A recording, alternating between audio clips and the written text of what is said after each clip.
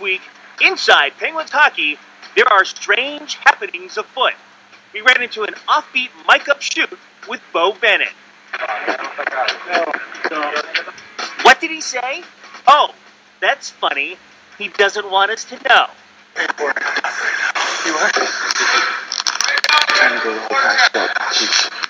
Fans request peculiar things to sign. Arms, hands, a baby. Who has remarkable deke moves? I got some votes. I don't know. We do. You're worthy. Inside Penguins hockey. How does that work? That's how it works out. A bit of an odd show.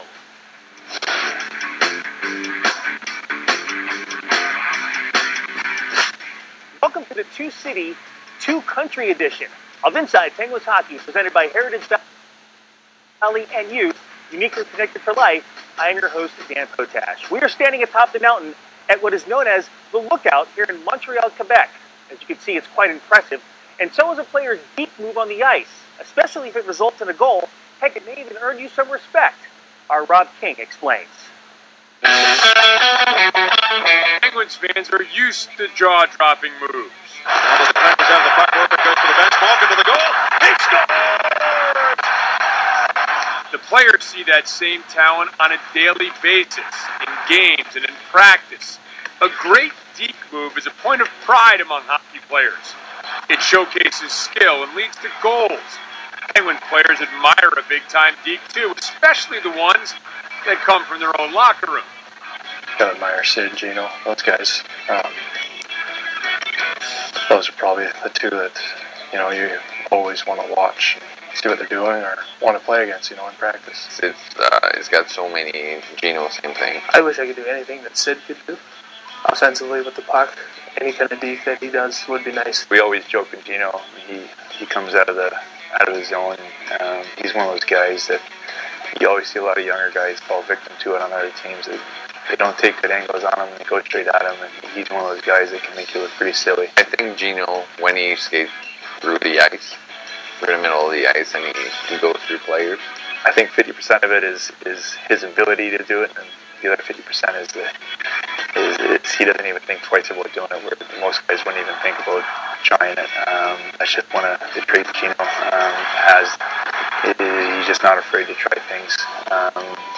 And maybe a couple times that it doesn't work, it doesn't really affect him. He'll try it right again. They're so good that you're going to get better no matter what playing against them. And to watch the things they can do with the puck is amazing. As far as in games and stuff like that, I think you saw what Gino did last year. He dominated in shootouts and he won some big games for us. So Gino really improved on that side of the puck.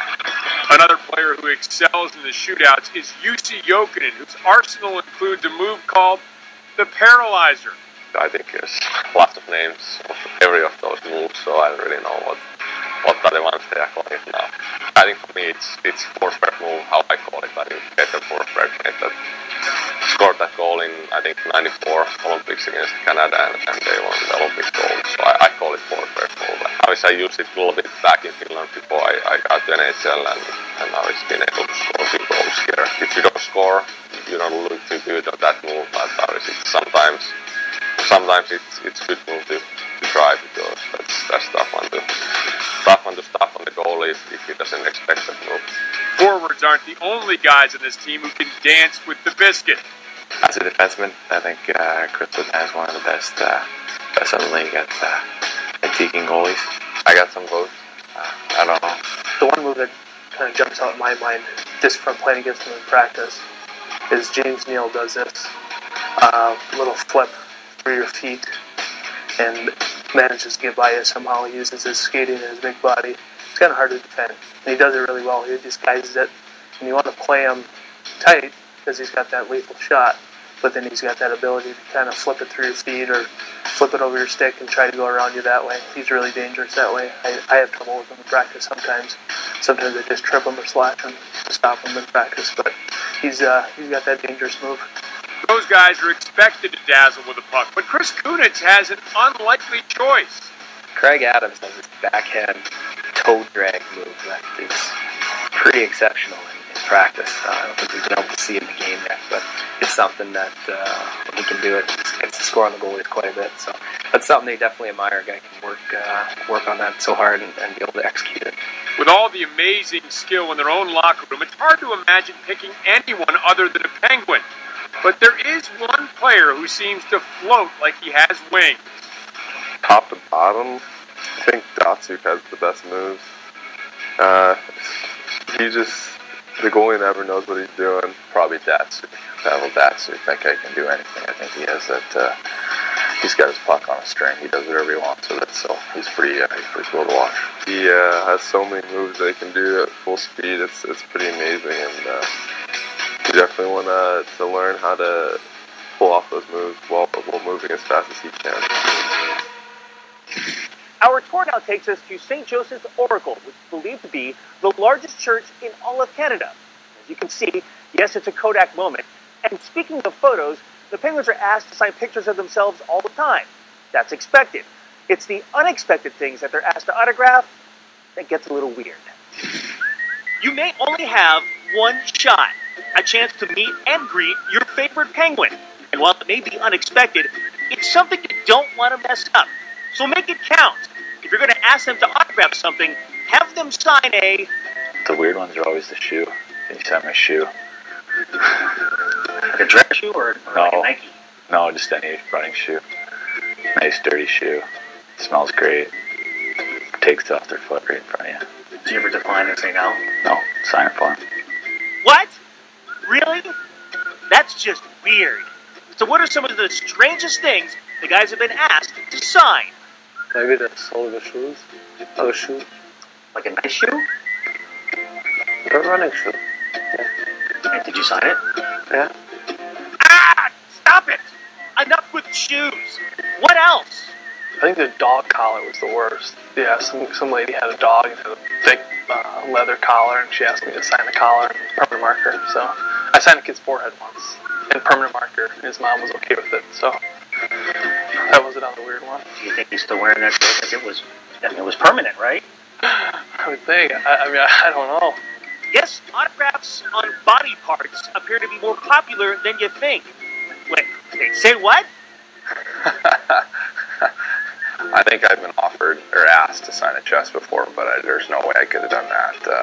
That was probably a one-time thing. I remember autographing a forehead this summer. A young kid out of school just came up, said to sign my forehead. I kind of looked around and just went with it. And my buddy always joked, kind of like the Ricky Bobby can't get in the way in autograph mode, so we had a good chuckle for that. Arms, hands, a baby. Where am the baby? Just his arm, but I thought that was a little strange. Their foot to get tattooed after that. I thought that was pretty good. It's a female foot, right? I think so. If I remember right. It's a couple years ago. Never signed a kid's forehead or a shoe. Why? Yeah, there's room in that 5 head for me to sign if you want.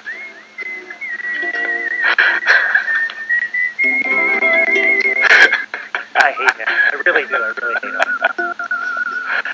Okay, let's move on. I mean, nothing can top that, right? A coconut. Weirdest. Like, I just... That was a couple days ago, actually. And I thought to myself, I've never signed a coconut before. Did you bump into them at the produce department? At the No, local I market? was at a Galter.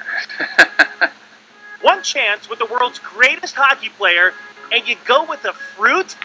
He's like, I bet you've never signed one of these before. And I said, no, you're absolutely right. Can you sign this? It's coconuts. Okay. So, yeah. Yeah, I don't know where to go with that. I had 3 wedding invitations to weddings of, I guess, just fans, but ones that I'd never met before. So I'd missed the wedding already. So I responded and sent a signed picture back, but that was a little unusual. There's actually a girl that did, she got me to sign her arm, and she got a tattoo too. So that's pretty cool. First time you've done that? Oh yeah.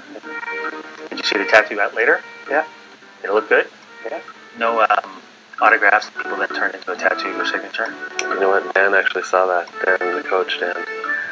He said he met a woman in Swiftbury, and she's like, showed him a tattoo of my autograph. And he asked her if I was her favorite player, and she said, no, I like all of them. So I don't know if that's a good tattoo or not. I should have done so. That would have been mean though. If I just So that's it? Oh,